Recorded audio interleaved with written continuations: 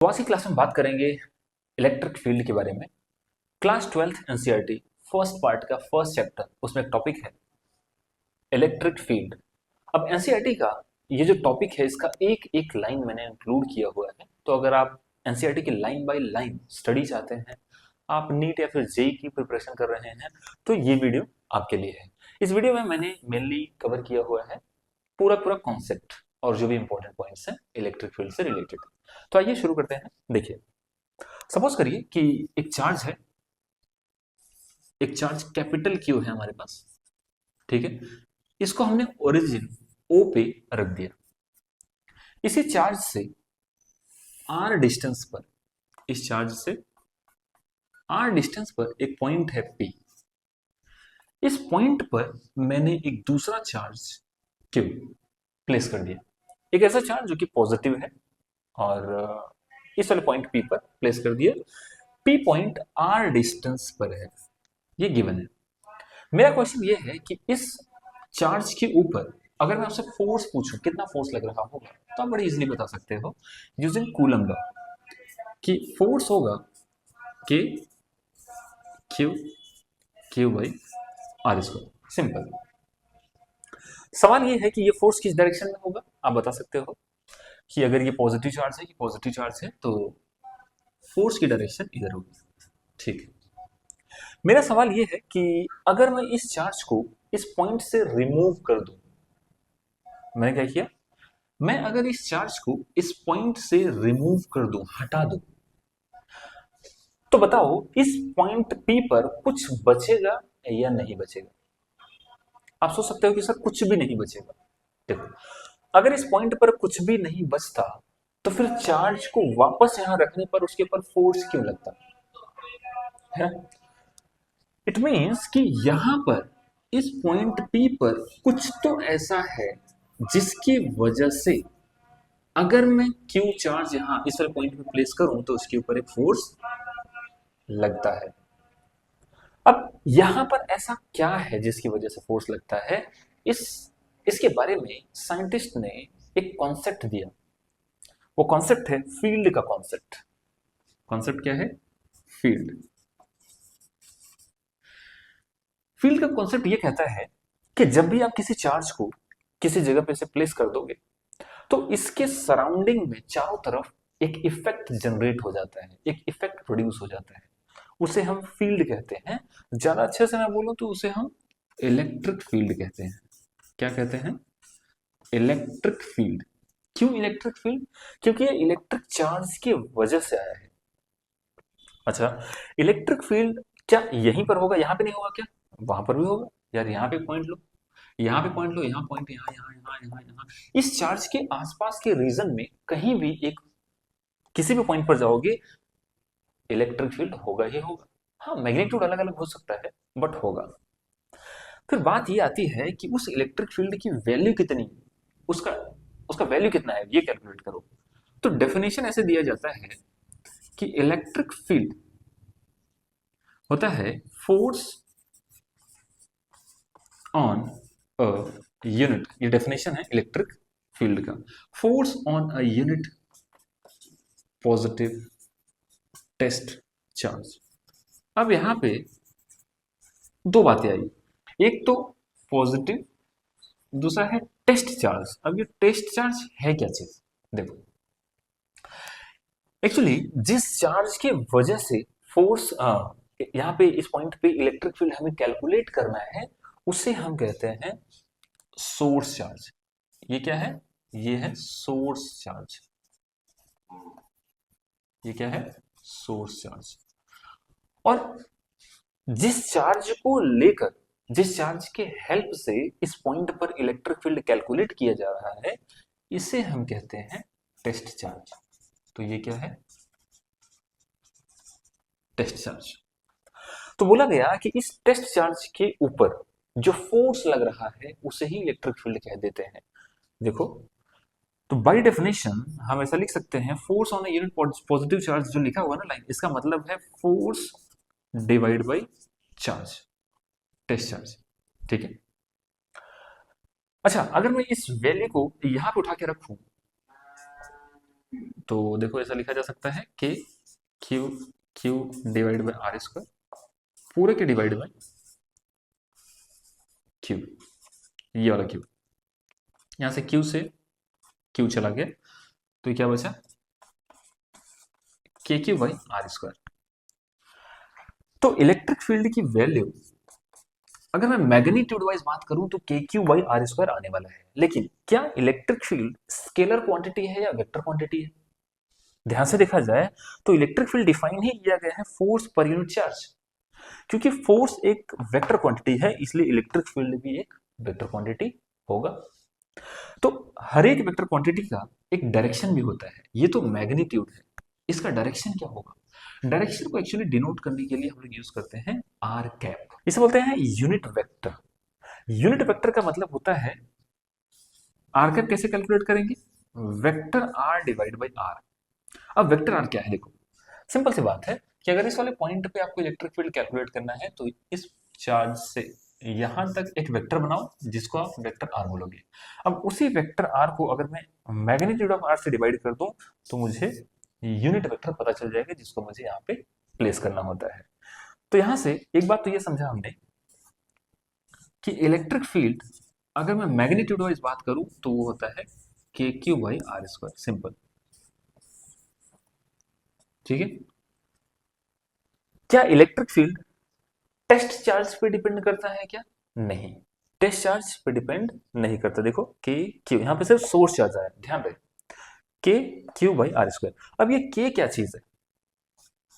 के है 1/4πε0, जिसकी वैल्यू कितनी होती है? 9 × 10⁹, 9 × 10⁹ अच्छा, इलेक्ट्रिक फील्ड का अगर मैं आपसे पूछूं कि भाई इसका यूनिट बताओ, SI unit, SI unit electric field क्या निकल के आएगा? देखो, फोर्स डिवाइड बाई चार्ज, तो ये हुआ न्यूटन, ये हुआ कूलम, तो ये बनेगा न्यूटन पर कूलम, न्यूटन पर कूलम। फिर पूछा जाता है कि इसका डायमेंशन क्या होगा? डायमेंशन, डायमेंशन निकालने का मतलब हमें इलेक्ट्रिक फील्ड का डायमेंशन निकालना है। देखो, क्योंकि E बराबर है F डिवाइड बाई Q, तो हम लिख सकते हैं कि dimension of electric field is equal to dimension of force divide by dimension of charge. तो इसको थोड़ा और सिंप्लीफाई करो, फोर्स का डायमेंशन आपको पता होता है mLT-2 डिवाइड बाय क्यू की जगह पे मैं I इंटू टी लिख सकता हूं, करंट इंटू टाइम। ये कहां से आया? अरे भाई I इज इक्वल टू होता है Q/T, तो वहां से ये लिखा मैंने। ठीक है। अब I का जो डायमेंशन है वो कैपिटल A लिखते हैं हम लोग, तो ये तो बना mLT-2 और ये बना A और ये बना T। तो यहां से थोड़ा सा सिंप्लीफाई करोगे तो ये बनेगा mLT-3 A-1। तो finally dimension of electric field ये निकल के आ गया। कुछ और इंपॉर्टेंट बातें हैं इससे जुड़ी हुई, उसके बारे में बात करते हैं। देखिए, अच्छा बताइए कि अगर मैं आपसे पूछूं,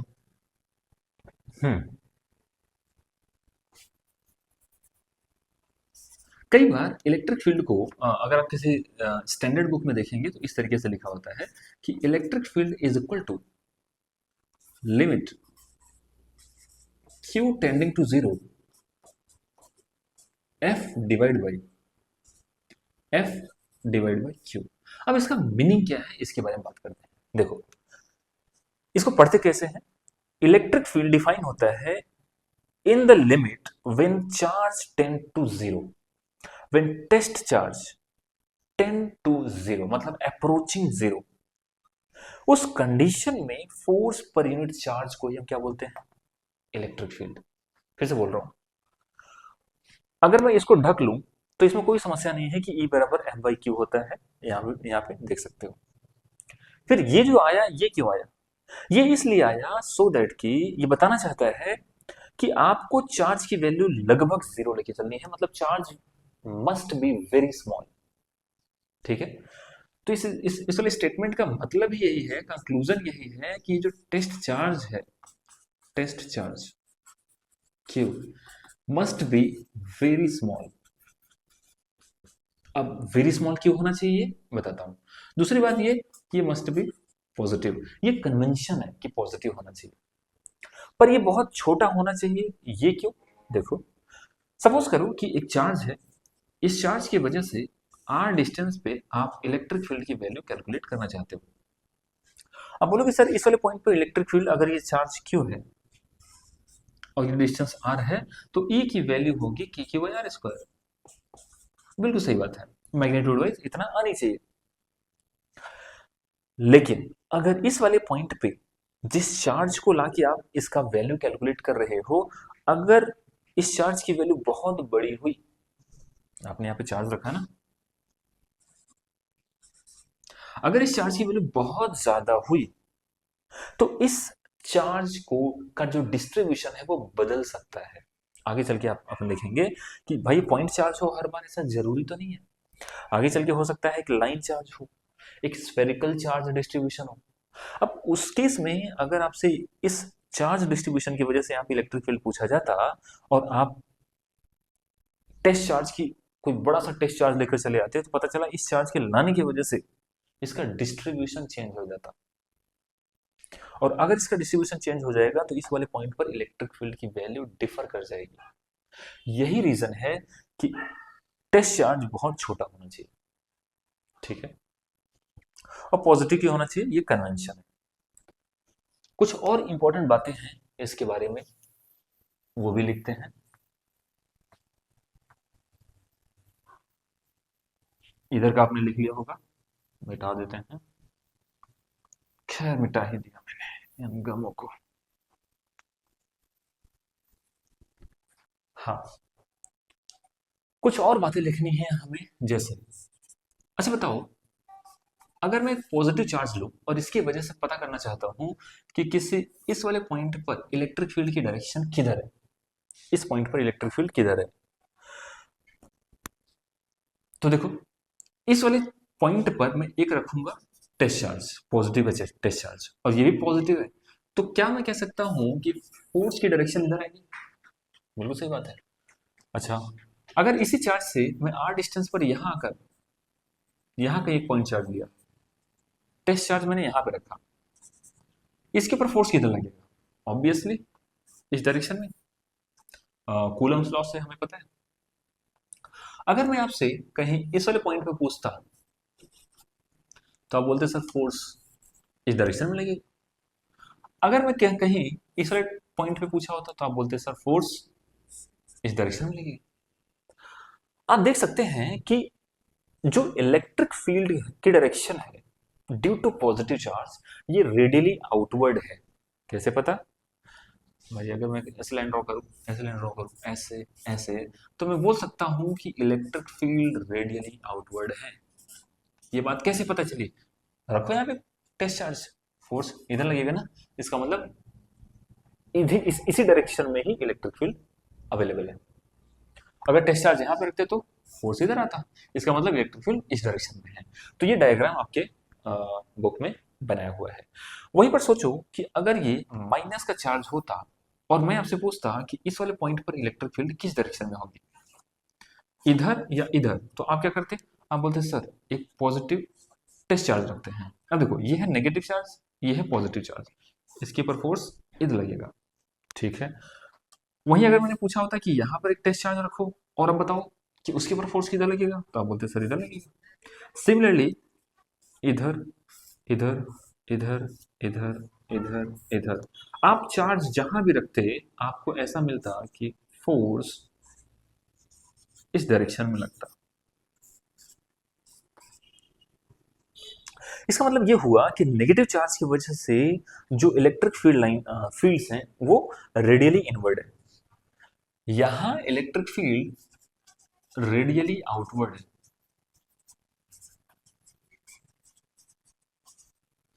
इलेक्ट्रिक फील्ड रेडियली आउटवर्ड है और यहां पे इलेक्ट्रिक फील्ड रेडियली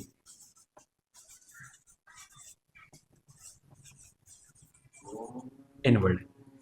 तो पॉइंट चार्जेस की वजह से इलेक्ट्रिक फील्ड रेडियली आउटवर्ड होगा अगर चार्ज पॉजिटिव हुआ, अगर चार्ज नेगेटिव हुआ तो इलेक्ट्रिक फील्ड रेडियली इनवर्ड होगा, अंदर की तरफ। ठीक है, ये बात भी समझ में आ गई। फिर एक बात करते हैं हम थोड़ा सा आगे, ये तो लिख लिया होगा आपने अब तक।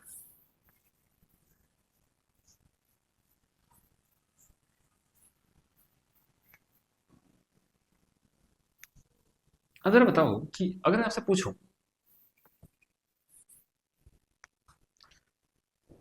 कि भाई इस वाले हाँ, एक मैंने लिया टेस्ट, सॉरी, एक लिया चार्ज, ठीक है। इस चार्ज से अगर मैं आपसे पूछूं आर डिस्टेंस पर इधर जाओ, यहाँ पे इलेक्ट्रिक फील्ड की वैल्यू बताओ, तो कैसे कैलकुलेट करोगे? बड़ा ही सिंपल, आप कहोगे sir E is equal to k Q by R square होगा। सही बात है, के की बाई आर स्क्वायर। अच्छा, अगर मैं आर डिस्टेंस इधर में जाके यहाँ पे आर डिस्टेंस गया होता तो क्या सेम वैल्यू आती? बिल्कुल सही बात है। आर डिस्टेंस पे इधर जाओ, इधर जाओ, इधर जाओ, इलेक्ट्रिक फील्ड की वैल्यू तो ये लिखोगे ना, k Q by R square, magnitude wise, magnitude wise. आप इधर आओ या आप इधर आओ या आप इधर आओ, मतलब आर डिस्टेंस पर आप चारों ही दिशाओं में, थ्री डी में किधर भी चले जाओ, इलेक्ट्रिक फील्ड की वैल्यू मैग्नीट्यूड वाइज सेम ही आनी है। इसे हम बोलते हैं स्फेरिकल सिमेट्री। इसका मतलब ये हुआ कि एक ऐसा स्फेयर जो आर रेडियस का है, इस स्फेयर के हर एक पॉइंट पर इलेक्ट्रिक फील्ड की वैल्यू सेम, ठीक है। और इसी स्फेयर के सेंटर पे रखा हुआ है पॉइंट चार्ज। अच्छा, आर नहीं, अगर मैं टू आर लेंथ का, टू आर रेडियस का एक स्फेयर बनाया होता तो क्या इसके हर एक पॉइंट पे इलेक्ट्रिक फील्ड की वैल्यू मैग्नीट्यूड वाइज सेम होती या नहीं होती? बिल्कुल होती। कैसे? E इज इक्वल टू के क्यू बाई आर स्क्वायर, ये तो लिखते हैं, टू आर का स्क्वायर हो जाता और क्या। तो हर एक पॉइंट पे इलेक्ट्रिक फील्ड की वैल्यू सेम होती, लेकिन क्या डायरेक्शन सेम होगा क्या? नो। क्यों? क्योंकि इस पॉइंट पे डायरेक्शन इधर होगा, इसको जोड़ो, रेडियली आउटवर्ड होगा ना, तो यहाँ पे इस पॉइंट पे निकालते हैं तो इलेक्ट्रिक फील्ड की डायरेक्शन इधर होती। मतलब हर एक पॉइंट पर इलेक्ट्रिक फील्ड की डायरेक्शन तो अलग है, लेकिन मैग्नीट्यूड सेम है, अगर आप स्फेयर के अलग अलग पॉइंट पे इलेक्ट्रिक फील्ड कैलकुलेट करना चाहते हो तो। इसके अलावा अगर कोई कुछ पॉइंट छूट गया हो तो हम कैलकुलेट देख लेते हैं। तो electric field due to point charge is spherically symmetric, ये लिख लो, इलेक्ट्रिक फील्ड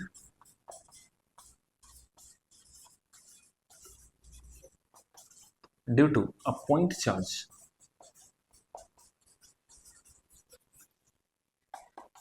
इज